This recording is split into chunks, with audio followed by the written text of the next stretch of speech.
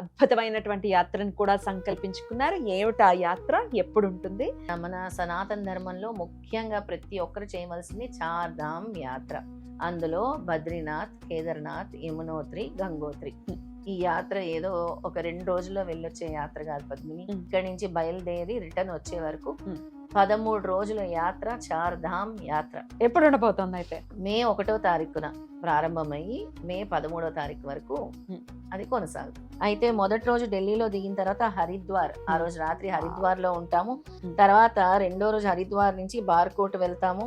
ఆ బార్కోట్ లోని ముసోరి అనే సైట్ సీయింగ్ చూసుకుంటూ, కెంప్టీ వాటర్ ఫాల్స్ చూసుకుంటూ ఇక్కడి నుంచి యమునోత్రికి చేరుతాం.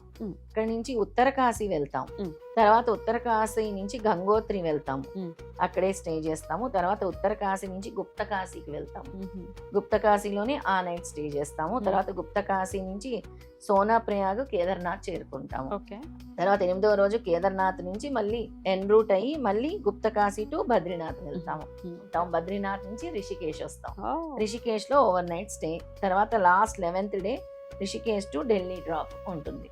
ఈ చార్ధామ్ అన్ని కూడా రిజిస్ట్రేషన్స్ ఇప్పుడే ఓపెన్ అవుతాయి. మార్చ్ ఎండింగ్ వరకు కానీ ఏప్రిల్ ఫస్ట్ వీక్ వరకు కానీ రిజిస్ట్రేషన్స్ క్లోజ్ అవుతాయి. ప్రైస్ డీటెయిల్స్ ఏంటి, ఇంకా ఏం డీటెయిల్స్ కావాలన్నా కూడా లత గారి నంబర్ కి కాంటాక్ట్ చేయండి, డీటెయిల్స్ అందిస్తారు.